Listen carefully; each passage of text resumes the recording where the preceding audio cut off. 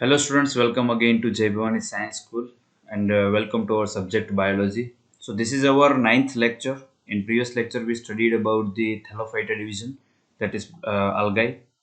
So this is in our ninth lecture we will start with the Bryophyta. So first I will remind you, in plant kingdom we mostly it is of cryptogams and phanerogams. Cryptogams मैंने शायद बताया था आपको कि जो जिसमें floral characters नहीं होते, फ्लावर्स वगैरह नहीं होते वो, और फिनेरोगाम्स मतलब जिसमें फ्लावर कैरेक्टर देखने को मिलते हैं। तो उसमें सबसे पहले जो क्रिप्टोगाम्स में हमने देखा कि थैलोफाइटा, जिसमें हम algae पढ़े, और आज हम पढ़ेंगे ब्रायोफाइटा। ब्रायोफाइटा के हम अंदर हम पढ़ेंगे मोजिस एंड लाइवर्ट्स। तो जो देखिए, अब अच्छे ध्यान से देखें तो थैलोफाइटा है, मतलब जिसमें खाली थैलस वाले ही, जो थैलस के ऊपर ही इसको थैलोफाइटा बोला गया है कि जिसमें थैलस प्रेजेंट रहेगा। इसमें कोई ब्रांचेस या ट्विग्स या कोई लीफ वगैरह नहीं रहता है। तो उसके उससे थोड़े बड़े वाले, मतलब उसके साइज में थोड़ा बड़े होते हैं, वैसे वाले है जो ब्रायोफाइटा। ब्रायोफाइटा में भी कोई भी लीव्स ट्विग्स वगैरह नहीं रहते, सारे थैलस ही रहेंगे। मगर अलगाई जितना छोटा नहीं होता। अलगाई सब छोटे नहीं होते, बहुत बड़े लार्ज भी हमने देखे जैसे कैल्प्स। मगर ब्रायोफाइटा यानी वो जो एल्गा है वो ज़्यादातर मरीन है, ब्रायोफाइटा है वो मरीन नहीं है, टेरेस्ट्रियल है। तो इसी तरह से हम पढ़ते हैं आगे ब्रायोफाइटा को। ब्रायोफाइट्स में क्या है? Bryophytes include the various mosses and liverworts that are found commonly growing in moist shaded area in the hills. ठीक है, तो ब्रायोफाइट्स में मोजिस और लाइवर्ट्स, ये दो हमें चीज़ मेन पढ़नी है। ठीक है, इसमें मोजिस भी आते हैं और लाइवर्ट्स भी आते हैं। लाइवर्ट्स और मोजिस में ज़्यादा डिफरेंस भी नहीं है, हमें जो आगे पढ़ेंगे तो पता चल जाएगा। ये कहाँ पे देखने को मिलते हैं? Commonly found in moist shaded areas में। ये अगर एक तरह से हम देखें ना तो ये algae में से ही इवोल्व हुई है, ये जो ब्रायोफाइट्स है, मोजिस और लाइवर्ट्स है जो वो। और वो कहाँ देखने को मिलता है कि मॉइस्ट, जो गीला एरिया है वहाँ, और शेडेड। शेडेड मतलब जहाँ पे छाँव है, जहाँ पे सनलाइट कम पड़ती है उस एरिया में, और हिल्स में, हिल वाले जो प्रदेश में देखने को मिलती है। और नो वास्कुलरिटी मतलब इसमें कोई वास्कुलर स्ट्रक्चर नहीं होता। यूजुअली बड़े प्लांट्स में वास्कुलरिटी रहती है। वास्कुलरिटी मतलब नसें बोल सकते हैं हम हिंदी में उसे, कि जो पानी को या तो फिर किसी न्यूट्रिएंट को लेके रूट से लेके लास्ट फ्लावर तक या तो फिर लीफ तक लेके जाता है। तो वैसे वाली जो वास्कुलर मतलब नसें होती है वो इसमें नहीं प्रेजेंट होती। Bryophytes are also called as amphibians of the plant kingdom because these plants can live in soil but are dependent on water for sexual reproduction। तो जो ब्रायोफाइट्स है ना उसमें सेक्सुअल रिप्रोडक्शन ज़्यादा देखने को मिलता है। इसको एम्फीबाइंस भी बोला जाता है। एम्फीबाइंस मतलब जो कि दो जगह पे रह सकता है, पानी में भी और ज़मीन पे भी। इसको एम्फीबाइंस क्यों कहा गया है?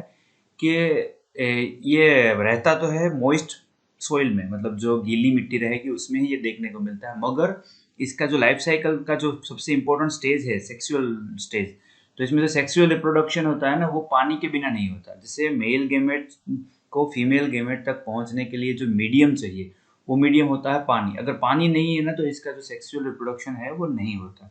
तो इसीलिए इसको एम्फीबाइंस भी कहा गया है।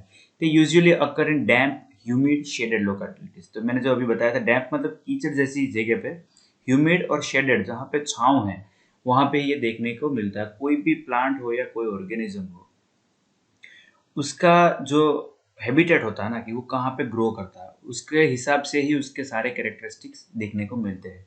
तो ये डैम्प ह्यूमिड और शेडेड एरिया में रहेगा तो मतलब इतना लार्ज प्लांट भी नहीं होगा और इतना छोटा भी नहीं होगा। ठीक है, they play an important role in plant succession on bare rocks and soil. तो इसके यूजेस में हम आगे और पढ़ने वाले हैं कि ये प्लांट सक्सेशन में भी यूजफुल है। कहाँ पे? बेयर रॉक्स और सोइल में। ये हम पॉइंट आगे जाके डिस्कस करेंगे जब इसकी इंपॉर्टेंस पढ़ेंगे तब। तो यहाँ पे एनसीईआरटी ने कुछ डायग्राम्स दिए हुए हैं, इन सबको आपको देखना है। यूजुअली यहाँ पे जो राइजोर्स भी दिखेगा, ये गेमेटोफाइट है, ये स्पोरोफाइट है। इसमें ये कैप्सूल रहेगी, इसमें ही बहुत सारे स्पोर्स बनते हैं। ये कैप्सूल फटने के बाद स्पोर्स निकल जाते हैं और पूरा सभी एक एक प्लांट में डिस्ट्रीब्यूट होके पूरा बढ़ते हैं। ठीक है, ग्रो होते हैं। तो ये वाला पार्ट भी हम आगे देखेंगे। ये तो इमेज दे रखी थी तो मैंने ये ऐसे ही इसमें ऐड कर दी।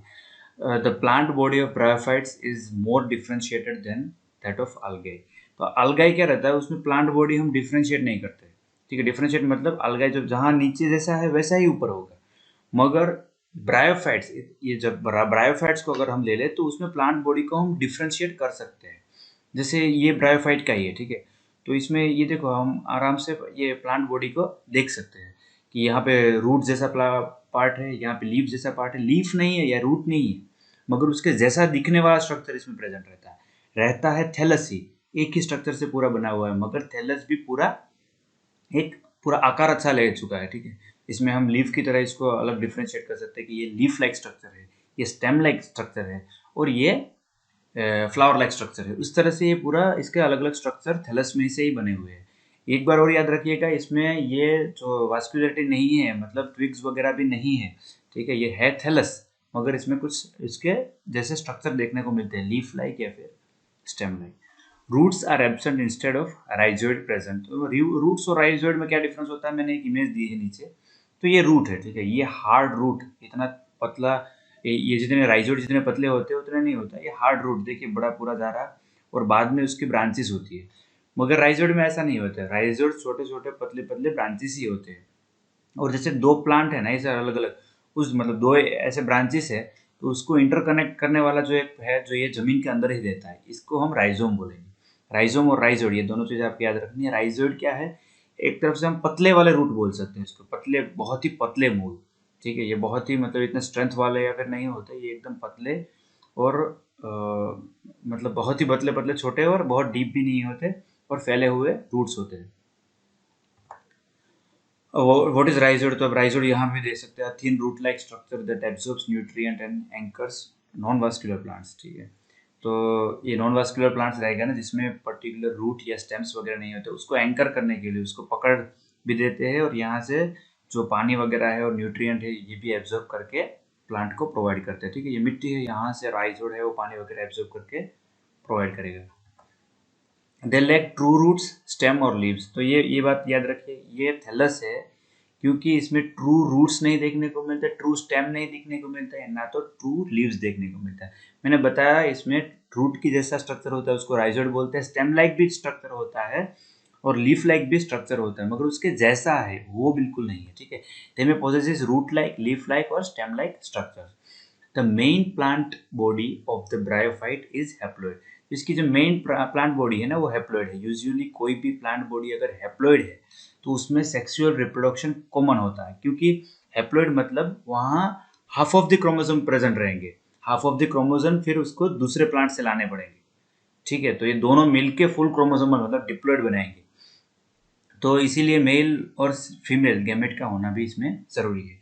ऐसा नहीं है कि ये दूसरी कोई तरीके से ये रिप्रोडक्शन नहीं करता है। जैसे ये बहुत सारे ब्रायोफाइट्स है जो कि फ्रेगमेंटेशन से भी होता है, मगर यूजुअली सेक्सुअल रिप्रोडक्शन से ये नया रिप्रोडक्शन करता है, ठीक है। It produces gametes, hence it is called as gametophyte. ये यूजुअली गेमेट फॉर्मेशन करता है, मेल गेमेट और फीमेल गेमेट दोनों, तो इसीलिए इसको गेमेटोफाइट बोला गया है। The sex organ in bryophytes are multicellular, इसमें सेक्स ऑर्गन है वो मल्टीसेलुलर है।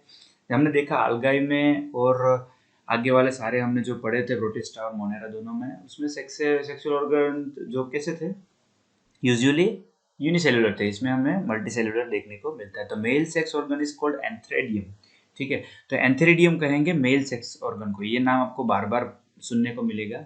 एंथेरिडियम हमें अच्छी तरह से याद भी रखना है। दे प्रोड्यूस बाइफ्लैजेलेट एंथेरोजोइड्स, ठीक है। ये जो एंथेरिडियम है मतलब ये सेक्स ऑर्गन है, उसमें से बाइफ्लैजेलेट एंथेरोजोइड्स होगा। एंथेरोजोइड्स को मेल गेमेट भी हम बोल सकते हैं, जो एक मेल का काम करेंगे। अब एक रहेंगे फीमेल, तो female sex organ is called as archegonium. तो फीमेल सेक्स ऑर्गन को क्या कहेंगे, आर्केगोनियम। तो एंथेरिडियम और आर्केगोनियम ये गैमेट्स नहीं, ये सेक्स ऑर्गन है, और वो प्रोड्यूस करेंगे वो गैमेट्स है, ठीक है।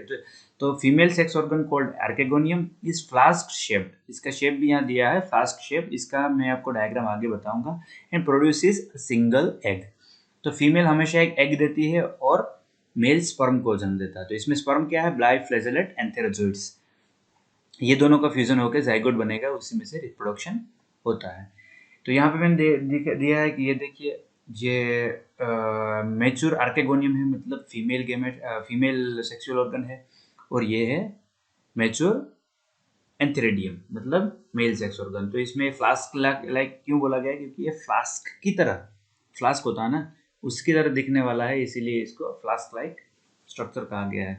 इसमें अगर हमें डायग्राम बनाना है इसमें, तो अब हमें कुछ चीज़ें खाली देखनी है कि ये जो एंथेरियल वॉल है इसको हमें खास करके मेंशन करना है, और इसका जो स्टॉक है इसको, और ओस्टियोल मतलब इसकी जो ऊपर की ओपनिंग है जहाँ से ये मेल गेमेट यहाँ से निकलेगा, वो ओस्टियोल हमें ये इतनी चीज़ें हम अगर इसमें याद रखें तो काफ़ी है। और इसमें हमें देखना है कि ये है वेंट्र केविटी, ये इसको वेंट्रम बोलते हैं या फिर वेंट्रम बोलेंगे, और इसको नेक बोलेंगे, ठीक है। और ये इसका कवर है। तो नेक में जो सेल्स होंगे वो नेक सेल्स है, वेंट्रम में जो सेल होंगे वो वेंट्रल सेल होंगे, और जो कैनाल है उसको वेंट्रल कैनाल बोलेंगे, और ये नेक कैनाल है, ठीक है। वेंट्रम के अंदर जो कैनाल है वो वेंट्रल कैनाल, नेक के अंदर है वो नेक कैनाल। तो ये यूजुअली 3 पार्ट में डिवाइड होता है, ऊपर का जो कवर है, बीच के जो नेक है, और नीचे का जो है वो वेंट्रल कैविटी है। तो यहाँ से जो मेल गेमेट होगा ना, वो मेल गेमेट यहाँ से एंटर करके वेंट्रल कैविटी में जाके वहाँ पे फर्टिलाइजेशन करेगा। Zygote do not undergo reduction division immediately. यहाँ जाइगोट बनता है तो तुरंत ही उसमें रिडक्शन डिवीजन नहीं होता है। They produce a multi cellular body called sporophyte. तो पहले वो स्पोरोफाइट बनाएंगे, ठीक है। वो sporophyte is not free living but attach to a photosynthetic gametophyte and derives nourishment from it. तो हमने जो सबसे पहले आगे मैंने आपको इमेज दिखाई थी कि ये स्पोरोफाइट है, ठीक है। ये प्लांट बॉडी देख लीजिए आप, ये गेमेटोफाइट है, इसके साथ अटैच होके ये स्पोरोफाइट बनाता है।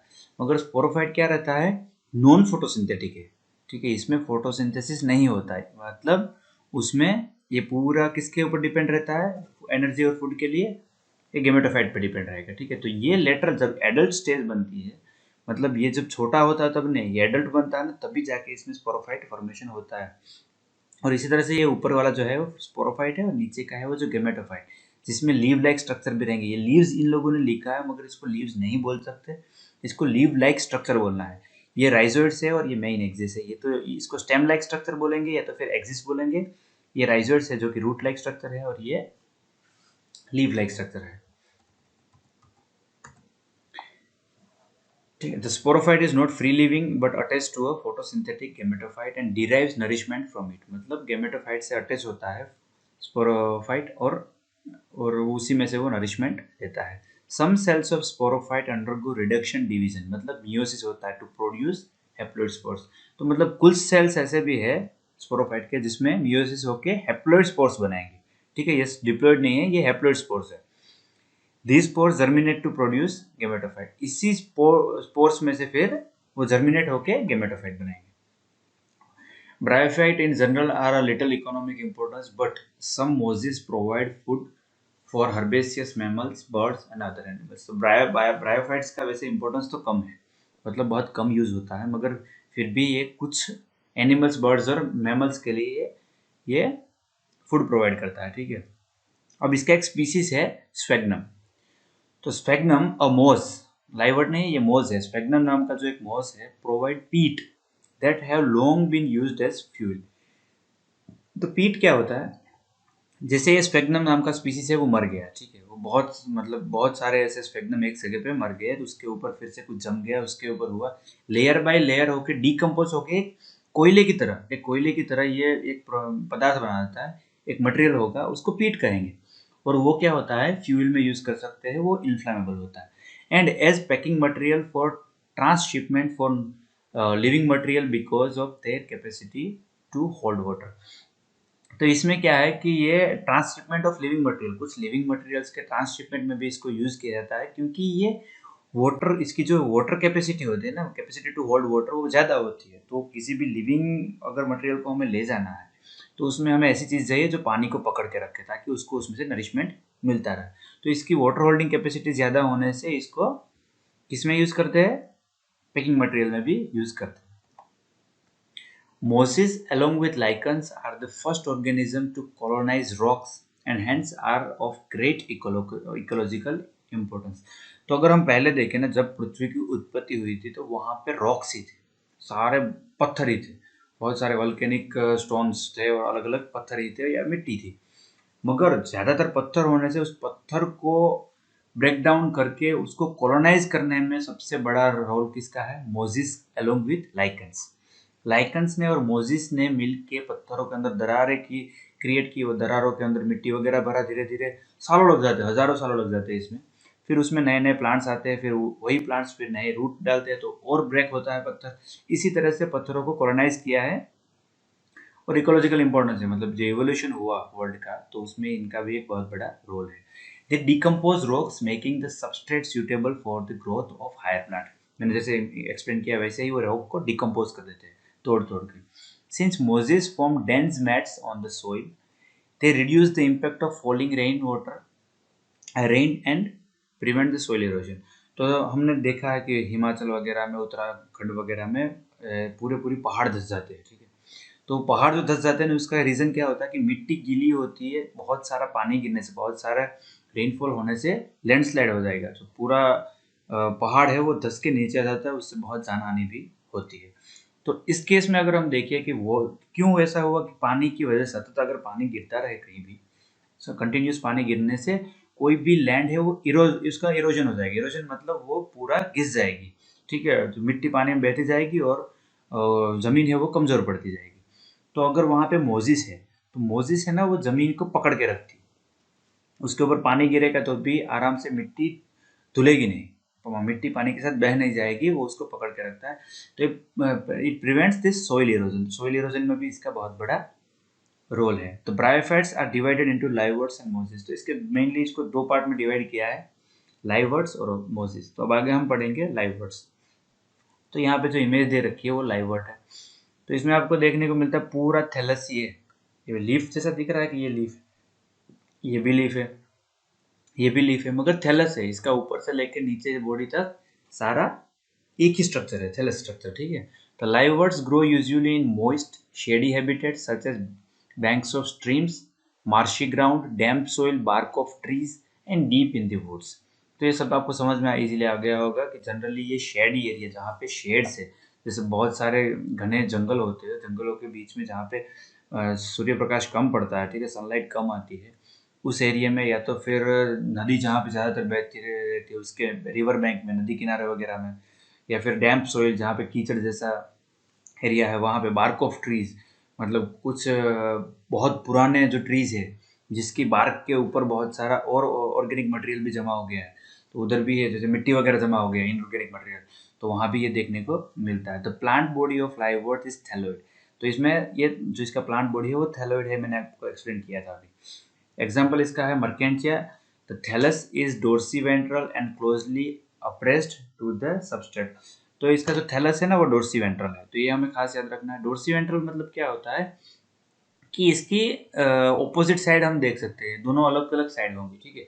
ये यहाँ पे एकदम स्मूथ सरफेस है, तो पीछे इसके कैसा सरफेस होगा, थोड़ा रफ, और एक उसमें पीछे वास्कुलर सरफेस थोड़ा देखने को मिलता है, तो इसी को डोर्सीवेंट्रल बोलते हैं। The leafy member have tiny leaf-like appendages in two rows on the stem-like structure। तो कुछ इसके जो मोजे लाइवर्ट्स के जो हमने कुछ मेंबर्स ऐसे है कि जिसमें ये ऐसे स्ट्रेट ही थैलस है, मगर कुछ ऐसे भी है जिसमें लीफ लाइक स्ट्रक्चर ऐसे देखने को मिलता है। ये लीफ नहीं है, लीफ लाइक स्ट्रक्चर है। ये स्ट्रक्चर जो स्टेम लाइक दिख रहा है और ये लीफ लाइक, ये दोनों एक ही है, एक ही स्ट्रक्चर है, मगर इसमें सिर्फ शेप में अलग अलग है, मगर जुड़ा हुआ पूरा है। तो इसमें एक दो रोज आमने सामने, दो रोज मतलब दो कतारें होती है इसके लीफ लाइक स्ट्रक्चर की, और एक बीच में स्टेम लाइक स्ट्रक्चर होता है।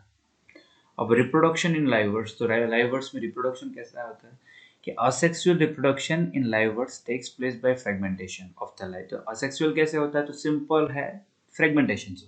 एक पत्ता था, जैसे एक लीफ लाइक स्ट्रक्चर था, उसमें से एक पार्ट गिर गया, या तो फिर बीच में से स्टेम लाइक स्ट्रक्चर से वो टूट गया, नीचे गिरा, वो मिट्टी के पर टच हुआ, वहां से दूसरा फिर दोनों जो टूटा वहां से वो ग्रो करना शुरू करेगा, जो नीचे गिरा है वो अपने राइजोइड्स फिर से जमीन में या तो फिर कहीं भी जिस एरिया में कंफर्टेबल एरिया में डाल के एक नया प्लांट शुरू करेगा। और by the formation of the specialised structure called gemmae. तो जेमाई क्या है, ये है ना जो कप लाइक स्ट्रक्चर दिख रहा है ना, इसको जेमा कप बोलते हैं। इसके अंदर जो दिख रहे हैं छोटे छोटे ये, उसको जेमा बोलते हैं, ठीक है। ये जेमा कप है, इसके अंदर जेमा है। तो gemma are green multicellular asexual buds which develop in a small receptacles called gemma cups located on thalli, ये थैलस पे ही लोकेटेड होते हैं। The gemma becomes detached from the parent body and germinate to form the new individual. तो ये जेमा है ना, जो नीचे बहुत सारे ग्रीन कलर के दिख रहे हैं, वो डिटैच हो जाएंगे, अलग हो जाएंगे, और उसी में से फिर नया ऑर्गेनिज्म बनाएंगे। तो जेमा कप वाला आपको याद रखना है कि जनरली लाइव बर्ड्स में जेमा कप्स देखने को मिलते हैं, और आगे हम इमेजेस देखेंगे तो आपको जेमा कप्स और देखने को मिलेंगे। During sexual reproduction male and female sex organs are produced either on the same or the different thalli. तो इसमें मेल और फीमेल सेक्स ऑर्गन्स है वो या तो फिर एक ही थैलस में होते हैं, मतलब एक ही प्लांट के एक ही पार्ट में, या तो फिर डिफरेंट थैलस में, मतलब दूसरे एक प्लांट का भी हो सकता है। The sporophyte is differentiated into food, सेटा एंड कैप्सूल। तो मैंने जो पहले स्पोरोफाइट का आपको जो इसमें मैंने इमेज दी रखी है, पहले मैंने स्पोरोफाइट की जो आपको इमेज दिखाई थी कि नीचे जो नीचे प्लांट बॉडी के साथ वो अटैच होता है, तो उसमें सबसे पहला वाला जो पार्ट होता है ना, जिसपे से वो प्लांट बॉडी को अटैच करता है, उसको हम फुट बोल सकते हैं। फिर जो बीच में एक लाइन थी, मतलब एक स्टॉक लाइक स्ट्रक्चर था, एक पतली डाली की जैसा स्ट्रक्चर था, उसको हम सेटा बोलते हैं। और लास्ट वाला जो उसको कैप्सूल, मैंने बताया था कि उसमें फट के बहुत सारे स्पोर्स निकलते हैं, तो उसको हम कैप्सूल बोलते हैं। आगे जब आएगा फिर से उसका इमेज तो मैं आपको एक्सप्लेन फिर से करूंगा। After meiosis spores are produced within the capsule. तो इसी स्पोर में से जो कैप्सूल में मियोसिस होकर बहुत सारे स्पोर्स बनते हैं। These spore germinate to form the free living gametophytes. ये स्पोर फिर से जर्मिनेट होके गेमेटोफाइट्स बनाते हैं।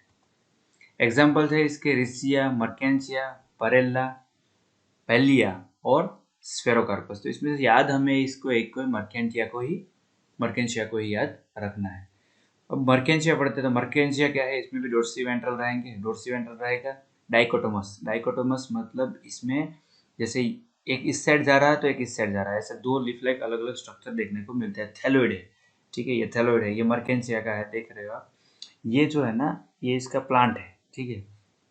प्लांट के ऊपर ये इसका फुट है, जो स्पोरोफाइट है, इसका ये फुट है, छोटा वाला दिख रहा है, ये इसका सेटा है। और ये जो ऊपर है ना, वो कैप्सूल है। ये कैप्सूल अभी खुल चुकी है, इसलिए ये एक अम्ब्रेला जैसा स्ट्रक्चर हो गया, मगर जैसे कैप्सूल बंद होती है तो वो ऐसा दिखता है। और ये गमा कप है, ठीक है, जमा कप। ये देख लीजिए आप, यहाँ पे मैंने दिया है कि ये इसके एग्जिस्ट से दो डिवीजन हुआ है, ठीक है। यूजुअली ये होता है ना, वो मेल होता है, और ये वाला फीमेल होता है। तो ये स्टेम है और ये पूरा गेमेटोफाइट है। ये वाला है वो स्पोरोफाइट है। स्पोरोफाइट में क्या रहता है, यहाँ इसका फूट रहता है, ये है सेटा, और ये वाला है कैप्सूल, ठीक है। कैप्सूल वैसे ये वाला रहता है, ऊपर से उसका फ्रंट व्यू ये है, और जब ये कैप्सूल फट जाता है तो इसी तरह से डिटेच हो जाते हैं। ये बहुत सारे स्पोर्स है, वो डिटेच होके बाहर आते हैं, फिर वो जर्मिनेट होके गेमेटोफाइट बनाते हैं। फिर नेक्स्ट आता है मोसिस। तो मोसिस भी इसी की तरह होता है, इसमें भी कैप्सूल, सेटा और ये सब देखने को मिलता है। मगर मोसिस और लाइव वर्ड में मेनली डिफरेंस क्या होता है कि जो लाइव वर्ड्स हमने देखे ना, उसमें थैलस होता है, और जो डोर्सी वेंट्रल थे, ठीक है, ऐसे लीफ लाइक बड़े बड़े स्ट्रक्चर होते हैं। मगर इसमें ऐसे स्पाइरली बहुत सारे अरेंज हुए रहते हैं ये लीफ। थोड़ा बहुत इसका डिफरेंस हम आगे जैसे आप देखेंगे समझ में आता रहेगा। इसमें थोड़ा और डिवीजन हुआ, जैसे इसमें एक मेन लीव्स आ रहा है तो उसके अंदर भी छोटे छोटे बहुत सारे लीव्स देखने को मिलते हैं, ऐसे बहुत सारे डिफरेंस है। तो ये मोजिस हम आगे पढ़ते हैं कि मोजिस क्या है कि the predominant stage of the life cycle of a moss is the gametophyte which consist of two stages. तो गेमेटोफाइट ही इसका जो मेन जो इसका जो लाइफ साइकिल का स्टेज है ना, वो गेमेटोफाइट, उसमें दो स्टेजेस होते हैं, ठीक है। गेमेटोफाइट में हमने देखा था ना, उसमें जो लाइव वर्ड्स में कि कैसे स्पोराफाइट्स में से स्पोर्स निकल के अलग अलग गेमेटोफाइट बनाते हैं। तो मोजिस का जो गेमेटोफाइट है उसके दो स्टेजेस रहेंगे। क्या है, पहला जो है वो protonemal stage which develops directly from a spore. तो स्पोर जब गिरेगा, स्पोर आया, वो जर्मिनेट हुआ, तो सबसे पहला स्टेज होगा ना, प्रोटोनेमस स्टेज होगा। इसको हम चाइल्डहुड के नाम से भी पहचान सकते हैं कि उसमें जो ये जो डेवलप होगा प्रोटोनेमस स्टेज में, बहुत weak, creeping, green, branched and frequently filamentous stage होगा, ठीक है। ये फ्रीक्वेंटली फिलामेंटस स्टेज है, ग्रीन है, ब्रांच्ड है और क्रीपिंग है, मतलब धीरे धीरे आगे बढ़ता है। जो सेकेंडरी स्टेज है, the second stage is the leafy stage. इसमें क्या हुआ, जो फिलामेंटस स्टेज था उसमें से इसमें थोड़ा स्ट्रक्चर थोड़ा डेवलप होकर लीफ की तरह बन गए, which develops from the secondary protonema as a lateral bud. तो बाद में ये लेटरल बर्ड, मतलब एक साइड में अलग से इसका बर्ड डेवलप होगा। They consist of upright slender axis bearing spirally arranged leaves. तो इसमें जो लीव्स का अरेंजमेंट कैसा है, स्पाइरली अरेंज्ड है। वहां हमने कैसे देखा था, डोर्सीवेंट्रल लीव्स देखे थे, और दोनों साइड सेम रो देखने को मिलते हैं। इसमें स्पाइरली है, चारों तरफ लीव्स देखने को मिलते हैं। They are attached to the soil through the multi cellular and branched rhizoids. तो ये मतलब इसमें राइजोइड्स भी है, वो भी थोड़े बड़े हो गए, मल्टी सेल्यूलर है और ब्रांच्ड है। ठीक है, इसके राइजोइड्स है जो जिससे वो मिट्टी के साथ अटैच होता है, वो थोड़े ब्रांच्ड हो गए। ठीक है, जिसने ना हमने लाइव वर्ड में देखा, उससे मोजिस में ज़्यादा डीप राइजोइड रहेंगे और ब्रांच रहेंगे और थोड़े मजबूत रहेंगे। This stage bears the sex organ. ठीक है, इसी में जो सेकेंडरी प्रोटोनोमा है उसी में ये राइजोइड भी डेवलप मिलते हैं, लीव्स भी डेवलप होते हैं, और सेक्स ऑर्गन भी इसी में डेवलप होते हैं। ठीक है, तो ये यहाँ मैंने इमेज दे रखी है कि मतलब यूजुअली ये दोनों के लिए काम आएगी समझने के लिए। मैंने ऐसे ही एक एंशिएंट इमेज रखी थी। रिप्रोडक्शन इन मोजिस, तो vegetative reproduction in mosses is by fragmentation and budding in this secondary protonema. तो हमने देखा कि जो लाइव वर्ड्स में थे ना, खाली फ्रेगमेंटेशन था, मगर इसमें बडिंग भी कई बार होता है। ठीक है, तो ये मेन डिफरेंस रहेगा लाइव वर्ड और मोजिस में, कि इसमें बडिंग कभी कभी प्रेजेंट रहेगा, मगर जो लाइव वर्ड्स है उसमें कभी भी बडिंग में, वेजिटेटिव रिप्रोडक्शन में बडिंग कभी नहीं होता है, इसमें कभी भी बडिंग होता है। फ्रेगमेंटेशन का तो ऑप्शन है ही। इन सेक्सुअल रिप्रोडक्शन, देखिए आप दोनों में याद रखना है, असेक्सुअल रिप्रोडक्शन किसी में है ही नहीं, या तो वेजिटेटिव है या तो सेक्सुअल है। तो इन सेक्सुअल रिप्रोडक्शन मोजिस में the sex organ antheridia and archegonia are produced at the apex of the leafy shoots.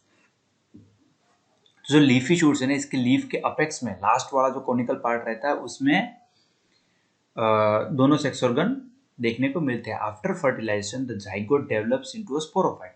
तो इस दोनों सेक्स ऑर्गन में से मेल और फीमेल गेमेट मिलके उसका जो फ्यूजन होके जब जाइगोट फॉर्मेशन होता है, तो वो क्या डेवलप होता है, स्पोरोफाइट। हमने पहले जो पढ़ा था स्पोरोफाइट वैसा, कंसिस्टिंग ऑफ फूड सेटा एंड कैप्सूल। जो हमने आगे देखा था वैसे, उसका जो मेन गेमेटोफाइट के साथ जो अटैच पार्ट रहता है उसको फूट रहेंगे, उसके आगे जो नलीवार जैसा भाग होता है उसको सेटा, और लास्ट में होती है capsule. The sporophyte in mosses is more elaborate than in liverworts. तो स्पोरोफाइट है ना, इस मोजिस से थोड़ा एलोबरेट मतलब ज़्यादा डेवलप्ड है। ठीक है, इसका जो स्ट्रक्चर है वो क्लियर है, कहाँ से स्पोरोफाइट शुरू होता है, कहाँ कैप्सूल तक। तो सारे स्ट्रक्चर अगर लाइव वर्ड्स के साथ कंपेयर करें तो इसका स्पोरोफाइट ज़्यादा डेवलप्ड है, ज़्यादा एलोबरेटेड है। द कैप्सूल कंटेंट स्पोर्स, जैसा लाइव वर्ड्स में था ऐसे ही इसके कैप्सूल में भी स्पोर्स है। Spores are formed after meiosis. The mosses have an elaborate mechanism of spore dispersal. इसका भी थोड़ा स्पोर डिस्पोजल का मैकेनिज्म इसका अच्छा, उसमें क्या था, सिंपल बर्स्ट होता था, और ये थोड़ा एलोबरेटिव इसमें स्पोर डिस्पोजल देखने को मिलता है। कॉमन एग्जांपल्स इसके क्या है, फ्यूनेरिया, पोलिट्राइकम एंड स्फेग्नम। स्फेग्नम हम देखा था कि स्फेग्नम के बारे में बताया था कि स्फेग्नम में से ही पीट बनती है, उसमें फ्यूल में यूज होता है इसका। ठीक है, और फ्यूनेरिया और पोलिट्राइकम, तो फ्यूनेरिया हम इसमें देखेंगे, तो ये वाला है वो फ्यूनेरिया है। तो फ्यूनेरिया हम याद भी रख सकते हैं, हम फ्यूनेरिया सबसे डिजाइन वाले, जैसे वो स्टॉक होता है ना, स्टॉक की तरह दिखते हैं। देखिए ये नेक, हेड और लास्ट में जहाँ पे इसका फुट पार्ट होता है वो। तो 3 to 5 सेंटीमीटर इन हाइट, तो इसकी हाइट कितनी होती है, 3 से 5 सेंटीमीटर होती है। Forms dense patches during rainy season. ये रेनी सीजन में ज़्यादा देखने को मिलता है। मॉइस्ट में ही रहेगा पानी, तो ये वहीं होते हैं जहाँ पे मॉइस्चर है, मगर रेनी सीजन में ये छोटे छोटे पैचेस में दिखने को मिलेगा। जैसे यहाँ पे पूरा एक झुंड है, थोड़ा आगे देखो तो और मिट्टी के ऊपर वो पूरा ग्रीन पूरा झुंड दिख रहा है। Main axis functions as a male shoot and the another function as a female shoot. तो इसमें मेल और फीमेल शूट देखने को मिलता है। मैंने आपको पहले बताया था कि ये जो मेन एक्सिस होती है ना, जैसे ये पार्ट है, ये इसका राइजोइड है, ये जो ऊपर वाला पार्ट आता है ये मेन प्लांट है। ठीक है, तो मेन प्लांट की जो मेन एक्सिस है वो मेल ब्रांच होती है, और जो साइड में जो लेटरल ब्रांच डेवलप लास्ट में हुई है वो है फीमेल ब्रांच। अब मेनली इसका डिफरेंस क्या है लाइव वर्ड्स और मोजिस का, ये हम रिकॉल फिर से कर लेते हैं कि तो पहले तो लाइव वर्ड्स में प्लांट बॉडी कैसी है, डोर्सी वेंट्रल है, हमने लीफ का देखा था। और इसका का प्लांट बॉडी क्या है, रेडियल सिमेट्री है, ऐसे स्पाइरली लीव्स अरेंज होते हैं। प्लांट में भी थैलस और ऑलवेज लीफी, इसमें तो थैलस ही है और ये लीफी भी हो सकता है। मिडरिब एब्सेंट इन लीव्स, तो इसका जो लीफ लाइफ पार्ट है इसमें मिडरिब नहीं होती। मिडरिब मतलब किसी भी प्लांट के अंदर पीछे हम देखें तो ऐसे लाइन, प्लांट को बीच में से डिवाइड करने वाली लाइन देखने को मिलती है, तो इसमें मिडरिब नहीं होती। किसमें? लाइव वर्ड्स में, और मोजिस में मिडरिब प्रेजेंट होती है। ब्रांचिंग कैसे होती है? डाइकोटोमस है, इसकी क्या है? लेटरल एंड एक्स्ट्रा एक्सिलरी है, ठीक है। राइजोइड इसका क्या है? यूनिसेलुलर है, और राइजोइड आर मल्टीसेलुलर। मतलब इसकी यूनिसेलुलर राइजोइड है तो पतला और छोटा होगा, ये मल्टीसेलुलर है और मजबूत और गहरा होगा। प्रोटोनोमस स्टेज इज एब्सेंट, इसमें प्रोटोनोमस स्टेज ही नहीं होता, इसमें फिलामेंटस प्रोटोनोमस स्टेज होता है। हमने देखा था कि फिलामेंटस प्रोटोनोमा जो होती है उसका चाइल्डहुड स्टेज भी बोल सकते हैं। जब वो सेकेंडरी प्रोटोनोमा होगा तभी उसमें सेक्सुअल रिप्रोडक्शन वगैरह देखने को मिलता है। तो इसके लाइफ साइकिल में दो मेनली स्टेजेस देखने को मिलते हैं। इसकी लाइफ साइकिल में जो प्रोटोनोमस स्टेज है वो नहीं होता, मेन स्टेज में ही लाइफ साइकिल खत्म होती है। तो यही था हमारा आज का लेक्चर, ये हुआ ब्रायोफाइट्स। हम नेक्स्ट टेरिडोफाइट्स हम नेक्स्ट क्लास में शुरू करेंगे।